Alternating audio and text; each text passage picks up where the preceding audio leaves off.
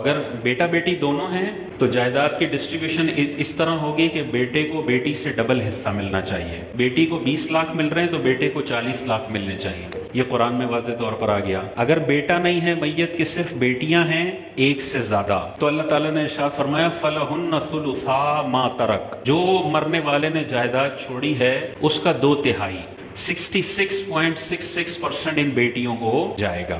وَإِن كَانَتْ وَاحِدَةً، اگر ایک ہی بیٹی ہو مرنے والے کی فَلَهَا النِّصْفُ، تو کل جائیداد کا آدھا حصہ اس ایک بیٹی کو دیا جائے گا.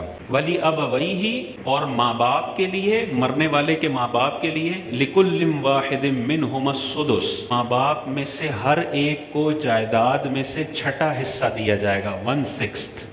اس جائیداد میں سے جو مرنے والے نے چھوڑی ہے اگر اس مرنے والے کی کوئی اولاد ہو تو اگر مرنے والے کی اولاد ہے اور اس کے ماں باپ زندہ ہیں تو مرنے والے کی جائیداد میں سے ماں کو بھی چھٹا حصہ ملے گا اور ابا جی کو بھی چھٹا حصہ ملے گا. تو بیٹا بیٹی ہیں تو اس طرح تقسیم ہوگی کہ بیٹے کو ڈبل بیٹی کو آدھا.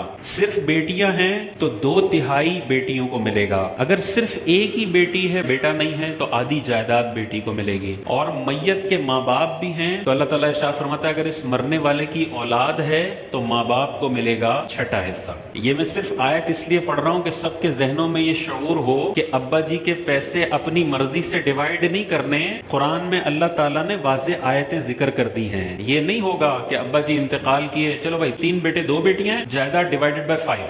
یہ ڈیوائیڈڈ بائی 5 قرآن کی واضح آیت کے خلاف ہے کہ بیٹی کو آدھا حصہ ملنا ہے بیٹے کو پورا حصہ ملنا ہے. تو ایک شعوری اعتبار سے یہ آیتیں ہر بندے کے ذہن میں ہونی چاہیے تاکہ ابا جی کا انتقال ہو تو مفتی صاحب سے فتویٰ لے کے تقسیم کریں.